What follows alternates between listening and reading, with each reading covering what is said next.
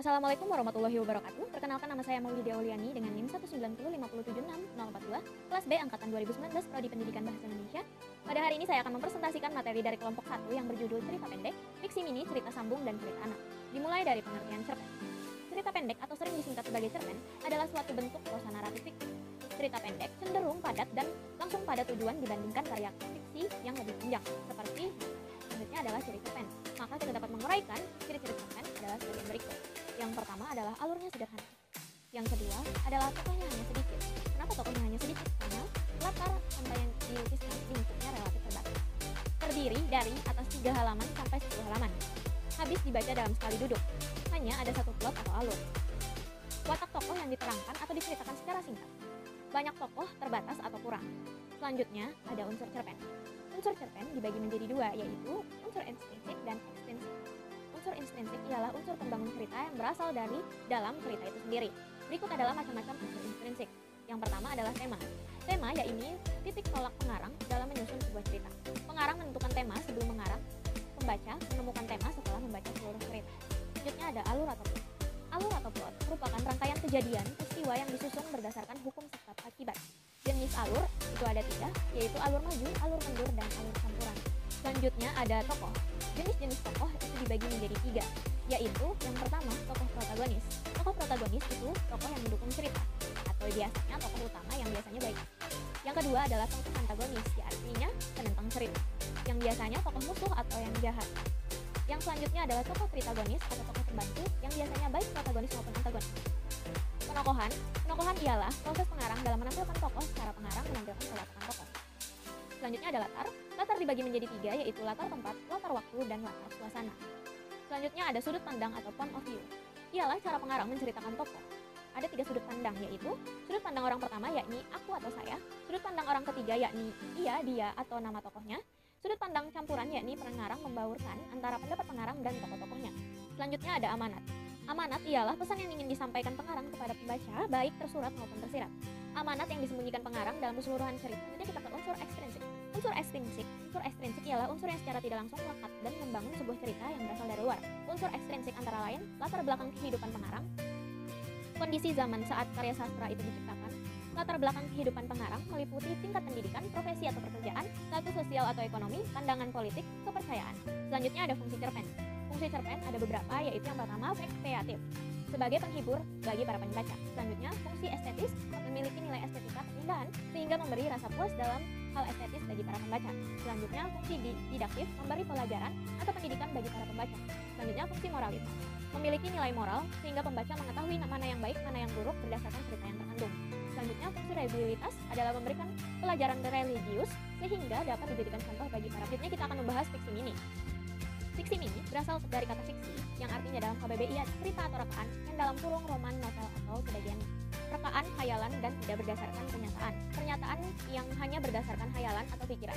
Sedangkan mini dalam KBBI artinya ukurannya kecil, sedikit, atau sebagiannya. Fiksi mini biasanya lebih terfokus pada tema dan alur cerita yang sudah mencakup gambaran awal, konflik, dan penyelesaian. Namun ada juga fiksi mini yang terfokus pada pemilihan kata karena penulis suka menggambarkan situasi atau keadaan sehingga pembaca merasa lebih bersatu atau bersahabat dengan cerita. Ciri fiksi mini yaitu ceritanya singkat, bahkan lebih singkat dari cerpen. Jumlah katanya hanya berkisar antara 250 hingga 1000 kata. Seiring berjalannya waktu, beberapa fiksi mini muncul dengan jumlah kata yang kurang dari 250. Bahkan ada yang hanya berukuran 4-10 kata atau hanya 140 karakter. Selanjutnya bersifat imajinatif, memiliki pemilihan kata yang tidak bertele-tele atau to the point. Kita akan membahas perbedaan antara fiksi mini dan cerpen. Cerpen dan fiksi mini merupakan jenis sastra prosa yang berbentuk fiksi yang memang tampak serupa. Akan tetapi, cerpen dan fiksi mini memiliki perbedaan yang sangat tampak berdasarkan pembatasan karakter dan katanya. Jumlah kata pada cerita pendek yaitu berkisar antara 1000 hingga 10.000 kata. Sedangkan fiksi mini jumlah kata 250 hingga 1000 kata. Bahkan ada yang lebih singkat lagi. Fiksi mini hanya memiliki satu latar waktu dan satu latar tempat. Sedangkan cerpen boleh lebih dari itu. Cerpen memiliki pilihan kata yang lebih mendetail masalah konflik dan penyelesaian, yang cukup rumit dan menantang imajinasi para pembaca. Fiksi mini lebih menekankan pada pemilihan kata yang to the point dan atau tidak bertele-tele, tetapi dengan pengimajinasian dan penyampaian yang bisa disampaikan.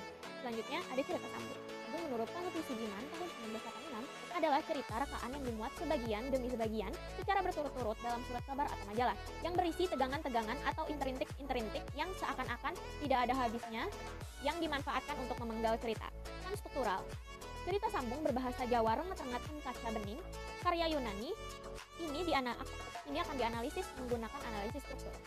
Teori yang dipakai untuk analisis struktur teori fiksi adalah dari Robert Stanton. Berikut adalah pendekatan struktural. Fakta-fakta cerita menurut Robert Stanton tahun 2007 dalam menganalisis sebuah cerita terdapat struktur faktual membangun cerita. Yang pertama adalah karakter. Tema karakter biasanya dipakai dalam dua konteks. Konteks pertama, karakter merujuk pada individu-individu yang muncul dalam cerita, seperti ada orang yang bertanya, berapa karakter yang ada di dalam cerita itu? Selanjutnya adalah alur.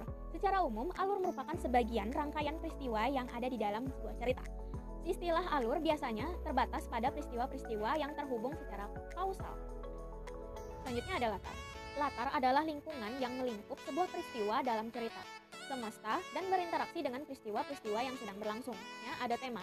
Tema merupakan aspek cerita yang sejajar dengan makna di dalam pengalaman manusia, sesuatu yang menjadikan sebuah pengalaman begitu diingat. Tema disebut juga gagasan utama atau maksud utama secara fleksibel, tergantung pada konteks yang ada. Selanjutnya di dalam tema itu ada gaya atau tone. Gaya adalah cara pengarang dalam menggunakan bahasa. Dua orang pengarang memiliki alur, karakter, dan latar yang sama, hasil tulisan keduanya bisa sangat berbeda. Selanjutnya ada sudut pandang. Sudut pandang terbagi menjadi 4 tipe utama. Meski demikian, perlu diingat bahwa kombinasi dan variasi dari keempat tipe tersebut biasanya sangat terbatas. Selanjutnya ada judul. Judul selalu relevan terhadap karya yang diampunya, sehingga keduanya membentuk satu kesatuan. Simbol berwujud detail-detail konkret dan faktual memiliki kemampuan untuk memunculkan gagasan serta emosi dalam pikiran pembaca. Ironi. Secara umum, ironi dimaksudkan sebagai cara untuk menunjukkan bahwa sesuatu yang berlawanan dengan apa yang telah kita duga sebelumnya. Ironi dapat ditemukan hampir semua cerita yang dikategorikan bagus. Selanjutnya ada cerita anak, pengertian cerita anak. Cerita anak merupakan salah satu karya sastra anak. Sastra anak sendiri adalah karya sastra yang ditulis sebagai bacaan untuk anak, yang mana isinya sesuai tingkat perkembangan intelektual serta emosi anak. Selanjutnya ada unsur-unsur cerita anak. Yang pertama adalah tokoh. Tokoh adalah unsur yang menarik perhatian serta kesan dalam cerita anak. Menurut Surgiantoro, tahun 2005, tokoh menjadi fokus perhatian dalam karakter ataupun pelukisan fisik. Selanjutnya ada latar. Latar atau setting bisa diartikan sebagai tumpuan di mana berlangsungnya segala peristiwa serta kisah dalam cerita. Selanjutnya ada alur. Dalam teks cerita akan berhubungan dengan segala hal seperti peristiwa, konflik, klimaks, hingga bagaimana cerita itu selesai. Selanjutnya ada tema. Tema sebagai gagasan yang ingin disampaikan. Tema dijabarkan melalui unsur-unsur intrinsik lainnya seperti tokoh, latar, dan alur. Pemahaman dari tema dalam sebuah cerita merupakan pemahaman dari maksud itu sendiri. Selanjutnya ada sudut pandang. Sudut pandang, menurut Nurgiantoro, tahun 2005, sudut pandang adalah cara atau pandangan yang digunakan oleh penulis atau pengarang cerita sebagai sarana untuk penampilan tokoh, tindakan serta peristiwa yang membentuk cerita pada pembaca. Ada moral. Moral merupakan sesuatu yang ingin disampaikan oleh penulis pada pembaca. Moral mempunyai kaitan dengan masalah, baik maupun buruk. Style. Setiap penulis atau pengarang cerita mempunyai style penulisan sendiri dan berbeda dari yang lain. Style penulisan haruslah dapat dipahami dengan mudah oleh para pembaca.